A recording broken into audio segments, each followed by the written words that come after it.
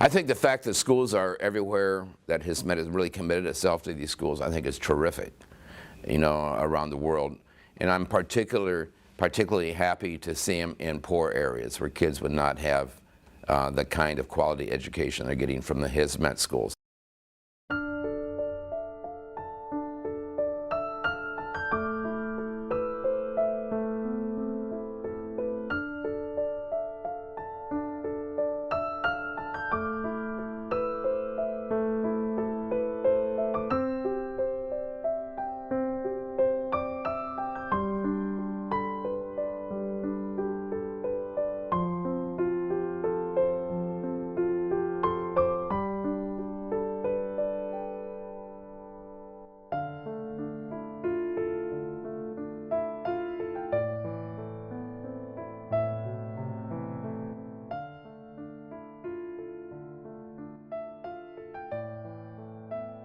Jim Harrington, and I'm the director of the Texas Civil Rights Project, and I also teach at the University of Texas.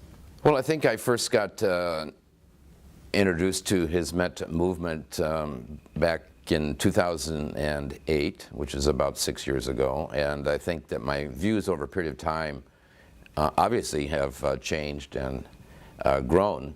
And I've come to see the movement, the Hizmet'e movement, really as a community service organization, but service in a deeper sense, not just providing food or not, but also trying to build a community, working with people in the community, different faiths, different economic groups.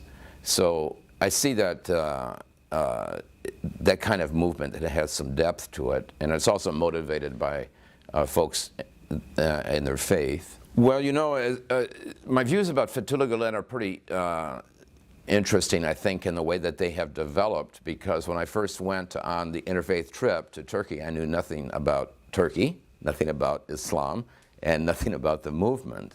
And so as I learned more and more, you know, you never quite get a good picture. It evolves.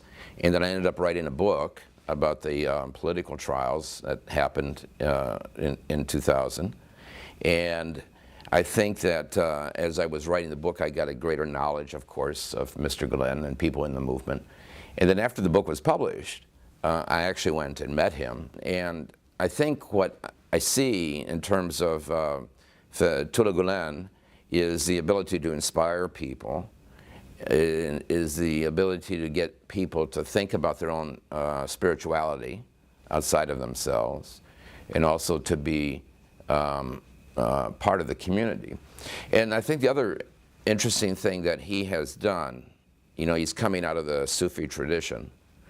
And what's good about that is that it has a very wide view of the world, and it's a movement that reaches out to people, and it's a movement that accepts science, you know, and is very open and tolerant and non-judgmental. The problem with many religious groups, of course, is that they're judgmental, right? You have to be in this group or you're out.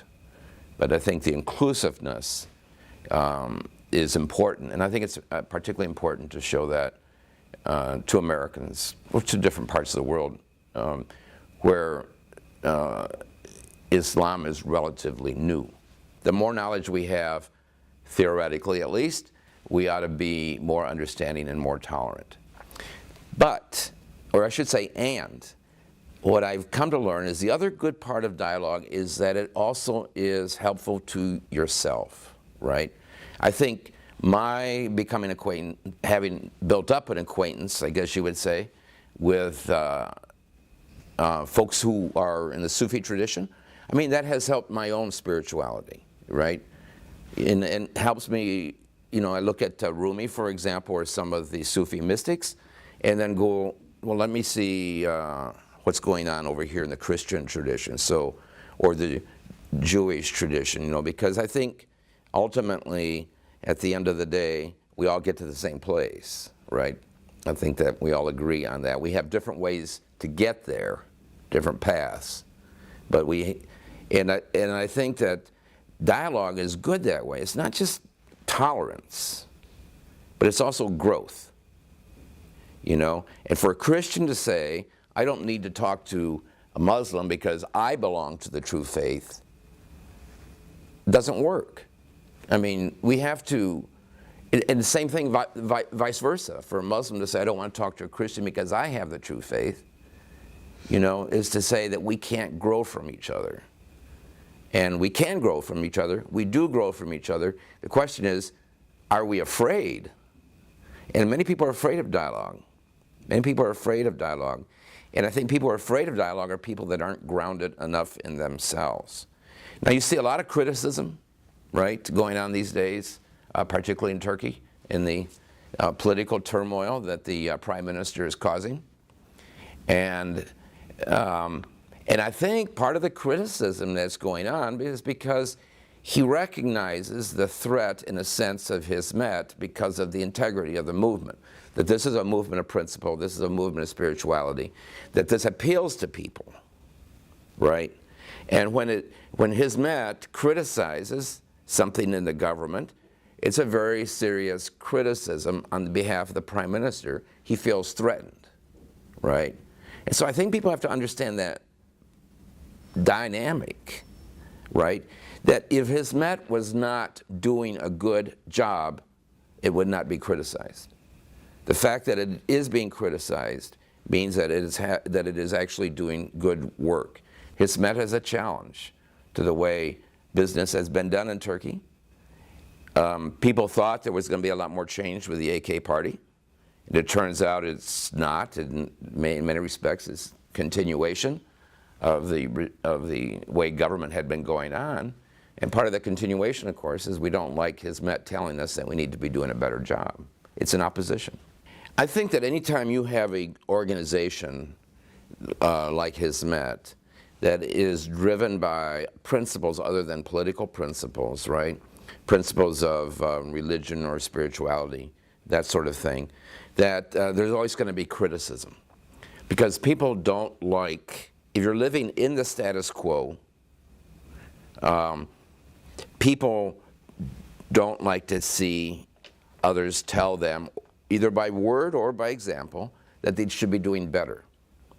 And so as human beings, we tend to criticize anything that is different or makes us uncomfortable, right?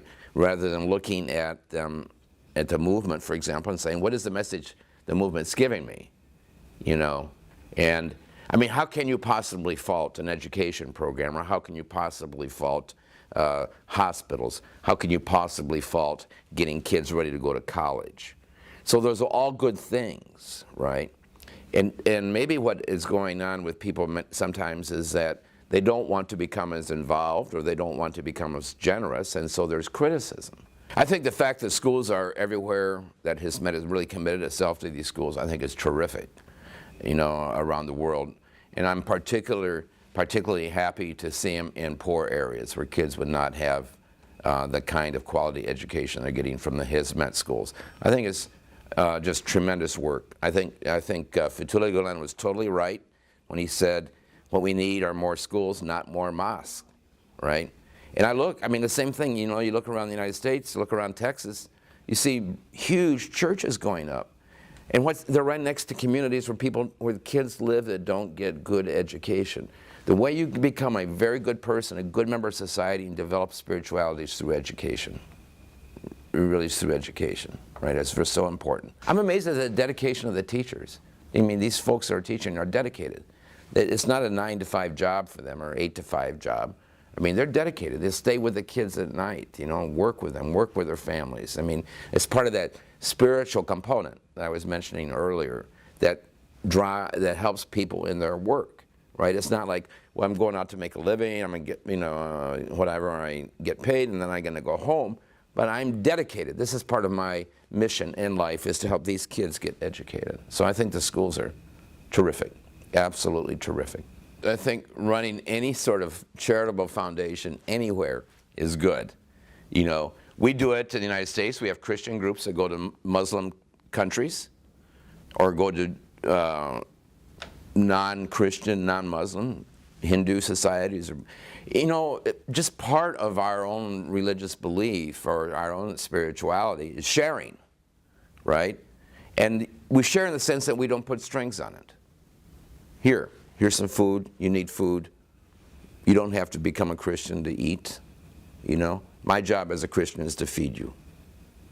And the same thing, and we ought to encourage and respect other religious groups doing the same. You know, for the movement to set up a foundation that helps in earthquakes and typhoons and floods, and I'm sure will be helping with the situation in the mines, you know, is good.